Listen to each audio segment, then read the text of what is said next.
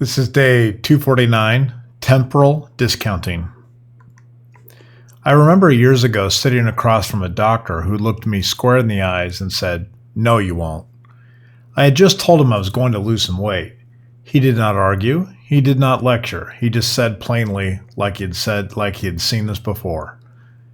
Standing in the checkout line today at CVS, that moment came back to me. I had a small guilty pleasure in my hand, sugar. I knew I should not be buying it. I even said it to myself, this is a problem. Then I followed it with something else. No worries, I will stop this when I get back on track next month. I have said some version of that sentence more times than I want to admit. What I noticed in that moment was not the candy, it was the pattern. I was taking something I knew I should deal with now and quietly moving it into the future. Not tomorrow, not later today, but some cleaner version of the time where everything else would be easier. There's a name for this, present bias, or temporal discounting. The words do not matter as much as the behavior. The immediate reward carries more weight than the future consequence, so the mind creates an escape. It says, I know this is wrong, but I will fix it later. It feels responsible, it feels like a plan, but it is not. The version that hits closest for me is something like future self-outsourcing. I'm handing the responsibility to someone I have not met yet. A version of me who is more disciplined, more motivated, more ready. The person that will handle it. Not me, though, not right now.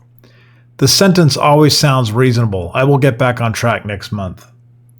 It has a calm confidence to it. It sounds like control, but if I'm honest, it is not control at all. It is a quiet agreement to ignore what I already know. The doctor knew this. That is what I think now when I replay that moment. He was not predicting failure. He was recognizing the pattern. He had probably heard the same sentence 1,000 times, just with different words. I think the deeper issue is not the behavior itself. It is the habit of creating a future version of myself who will pay for what I choose today. That future version feels real enough to borrow from, but distant enough that I do not have to face him. So the debt builds, one small decision at a time. So in that CVS line, I could feel it happening in real time. The mind had already solved the problem, not by changing the behavior, but by moving the responsibility. It gave me permission to continue because I had promised to correct it later. And that is the trick. The promise replaces the action. The moment I say I will fix it later, I've already decided not to fix it now. What I'm learning is that this does not get solved with a better plan or a better future date.